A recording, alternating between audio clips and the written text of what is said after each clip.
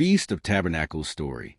After God delivered the children of Israel from Egypt and led them through the wilderness, he gave them special holy days to remember him. One of the greatest was the Feast of Tabernacles, also called the Feast of Booths.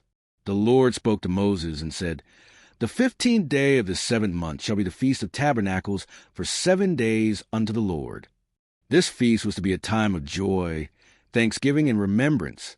For 7 days, the people were commanded to leave their houses and live in small shelters made from branches, palm leaves, and tree boughs. These little booths reminded them of the temporary shelters their fathers lived in when God led them through the desert. Every family, young and old, took part so that each generation would remember how the Lord provided for Israel in the wilderness. Each day of the feast was filled with worship. The priests offered sacrifices, and the people rejoiced before the Lord with palm branches, fruit, and songs of thanksgiving. The 1st and 8th days were special Sabbaths, holy gatherings where no work was done, and the people focused only on worshiping God. The Feast of Tabernacles was also a harvest festival.